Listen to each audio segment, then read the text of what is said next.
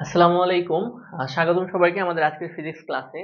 তো আমরা গ্রাফের প্রবলেম টাইপের মধ্যে ছিলাম এবং আমরা বিগত কয়েকটা ক্লাসে বেশ অনেকগুলা বোর্ড কোশ্চেন সলভ করে আসছি এবং আমরা আজকে নতুন আরো একটা বোর্ড কোশ্চেন সলভ করব। তো এই প্রবলেম সলভ করার মাধ্যমে আমাদের একটু প্রবলেম সলভিং ক্যাপাসিটিটা বাড়বে আমরা আশা করছি। তো একটু খেয়াল করো, এটা আমাদের ময়মনসিংহ বোর্ড 2023-এর একটা প্রবলেম। এই প্রবলেমে কি বলছে, ত্বরণ বিশ্লেষণ করো, বা তোমার বইয়ে একটু অন্যভাবে বলা আছে যে, আমি আগে তোমাকে চিত্রটা বুঝাই। নিচে থেকে একটা বস্তু আমি নিক্ষেপ করছি উপরের দিকে। এইভাবে আমি একটা বস্তু উপরে নিক্ষেপ করছি, এই বস্তুটা সর্বোচ্চ উচ্চতায় উঠে আবার নিচে নামছে। তাহলে এই যে উলম্ব বরাবর আমার যে ত্বরণ, এই ত্বরণের বিশ্লেষণ করতে বলছে এবং আমাকে দেখো বেগ এবং সময়ের গ্রাফ দেওয়া। তো আমরা নর্মালি যেটা করেছিলাম গত প্রবলেম গুলাতে, সেটা এইটাকে আমরা পয়েন্ট আকারে নিয়ে আসছিলাম, অর্থাৎ গ্রাফে পুট করি নাই, বাট লিনিয়ার একটা জায়গায় নিয়ে আসছিলাম যাতে আমাদের ম্যাথ প্রবলেমটা বুঝতে ইজি হয়। তো এই প্রবলেমটা সলভ করতে পারলে তুমি তো বেসিক্যালি আমাদের যে গ্রাফের প্রবলেম গুলো থাকে এগুলো সবগুলাই মোটামুটি সেম টাইপের হয়। তো একটা প্রবলেম বুঝলে দেখা যাবে তুমি সবগুলা প্রবলেম নিয়েই কাজ করতে পারবা, তুমি এটা নিয়ে কাজ করতে পারবা, এইটা এইটা দ্যাট মিনস যত গ্রাফ রিলেটেড প্রবলেম আছে তুমি সবগুলা ত্বরণ বের করতে পারবা।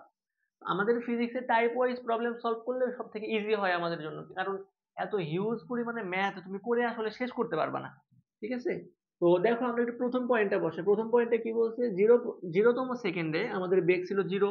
তাহলে আমি একটা কাজ করি, আমি এইদিকে টি নেই, এটা কিন্তু আমাদের ম্যাথের পার্ট না, এটা আমরা জাস্ট আমাদের বোঝার জন্য আমরা এইভাবে জিনিসটাকে করতেছি।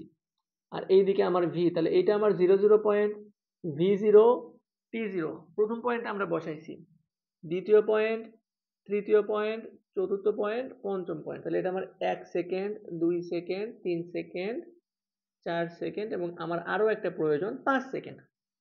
তাহলে দেখো তো, একতম সেকেন্ডে, প্রথম সেকেন্ডে আমার বেগ কত, 9.8 মিটার পার সেকেন্ড, দুইতম সেকেন্ডে 19.6, এই যে দুইতম সেকেন্ডে এই যে 19.6, এখানে 29.4, 39.2 আর এখানে 49।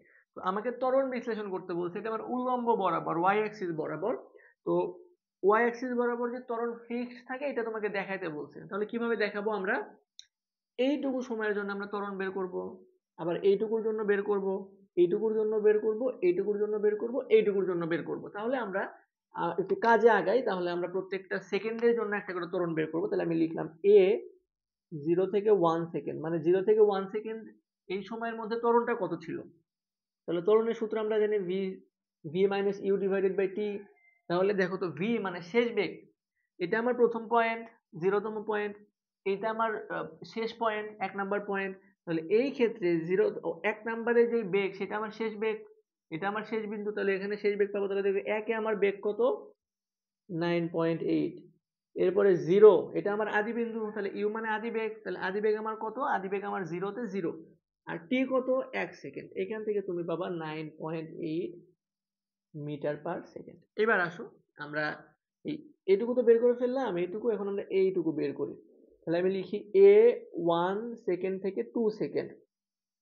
তাহলে সেম ভাবে লেখো v minus u divided by t. তাহলে ভি কোথায় পাবো, এইটা আমার এখন 2 নাম্বার পয়েন্ট, এই ওয়ানটা এখন আমার 1 নাম্বার পয়েন্ট, দ্যাট মিনস এইটা আমার শেষ বিন্দু, এইটা আমার আদি বিন্দু, কারণ আমি এইখান থেকে এইটুকু বের করব। তাহলে এখন আমি কি করবো, আমার সময় দেখো 1 সেকেন্ড, কারণ 1 থেকে 2-এ যাইতে কয় সেকেন্ড সময়ের প্রয়োজন, ওই জন্য 1 আমি বসাই দিলাম। ভি কোথায় পাবো, 2তম সেকেন্ডে, তাহলে 2তম সেকেন্ড আমরা এই যে দেখো 2 সেকেন্ডে আমার ভি 9.6 মাইনাস ইউ আদিবেগ, আদিবেগ কোথায় পাবো, আদিবেগ পাবো এই যে 1তম সেকেন্ডে, কারণ এটা আমার আদি বিন্দু এখন। তাহলে আমার 9.8, এইখান থেকে তুমি ভ্যালু পাবো 9.8, 9.8 মিটার পার সেকেন্ড, না মিটার পার সেকেন্ড স্কোয়ার, কারণ এটা আমাদের ত্বরণ বের করতেছি আমরা, ত্বরণ।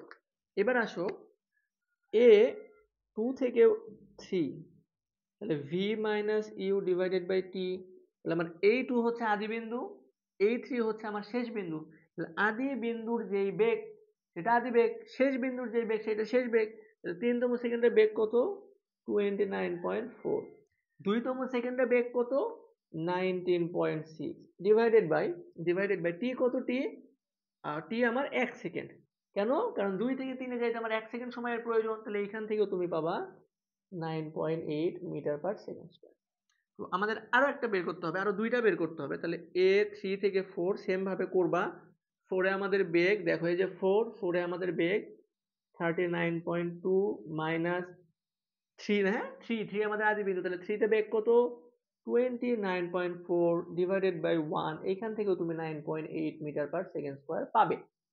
এবার A4 থেকে 5, তাহলে আমার এখন 4টা আদি বিন্দু, 4টা আদি বিন্দু, এই যে 4 থেকে 5 এটা আমার এখন আদি বিন্দু, এইটা এখন আমার শেষ বিন্দু। কিভাবে সলভ করব? তাহলে আমার শেষ বিন্দু 5 এ বেগ কত, 49 মাইনাস 4 এ বেগ কত, 39.2 ডিভাইডেড বাই 1, 1 সেকেন্ড, হ্যাঁ 4 থেকে 5 এ যেতে 1 সেকেন্ড সময় লাগে, তো কমন সেন্স দিয়ে আমরা বুঝি। তাহলে গেলে আমার এখান থেকেও 9.8 মিটার পার সেকেন্ড স্কয়ার তুমি পাবা। তো এইটা আমরা বুঝলাম যে প্রত্যেকটা পয়েন্টেই আমরা 9.8 করে পাইছি। আমরা একটু গ্রাফটা যদি দেখার চেষ্টা করি, একটু খেয়াল করো। এইটা মেবি কভার করবে না আমাদের ক্যামেরা, একটু দাঁড়াও। ওকে, এটা কভার করে ফেলছে। তাহলে আসো আমরা এখন এই পয়েন্টগুলা বসাবো। দেখো 0, এই বরাবর আমরা নিব সময় t। এটা আমার 0, 1, 2, 3, 4, 5, ধরো এটা আমার 5। আর এখানে একটা পয়েন্ট নিলেই হবে, কেন হবে বলতেছি। এইদিকে বরাবর দিব আমরা ত্বরণ। তাহলে দেখো আমার 1, 2, 3, 4, 5, আমার ত্বরণ, প্রথমে ত্বরণ 0, একতম সেকেন্ডে ত্বরণ 9.8, এই যে দেখো প্রথম সেকেন্ডে ত্বরণ 9.8, দ্বিতীয় সেকেন্ডে ত্বরণও 9.8, তৃতীয় সেকেন্ডে ত্বরণও 9.8, চতুর্থ সেকেন্ডেও 9.8, পঞ্চমেও 9.8। তাহলে তুমি এইরকম একটা গ্রাফ পাবা। এটা নির্দেশ করে, তোমাকে বোঝাচ্ছে যে কোনো সেকেন্ডে ত্বরণের চেঞ্জ হয় না। দ্যাট মিনস মুক্তভাবে যে বস্তুটা পড়বে সে 9.8 metre per second square, 9.8 metre, তার ত্বরণটা 9.8 মিটার পার সেকেন্ড স্কোয়ারই হবে প্রত্যেকটা পয়েন্টে, এটা বলছে। তো এই প্রবলেম সলভ করার মাধ্যমে তুমি এই প্রবলেমটা সলভ করতে পারবা, এইটা সলভ করতে পারবা এবং এইটা সলভ করতে পারবা। আশা করি তোমরা পারবা। আমার বিশ্বাস, আমি যেভাবে ভেঙে ভেঙে তোমাকে বুঝাইছি তোমার পারা উচিত। আর ক্লাসগুলা শেয়ার করে দিবা, আমি মোটামুটি তোমাদের ম্যাক্সিমাম বোর্ড কোশ্চেন গুলাই করিয়ে দিব, বন্ধুদেরকে জানাবা আমাদের ক্লাস সম্পর্কে। তো ঠিক আছে, থাকো, ভালো থাকো সবাই। আজকের ক্লাসটা এই পর্যন্তই। আসসালামু আলাইকুম।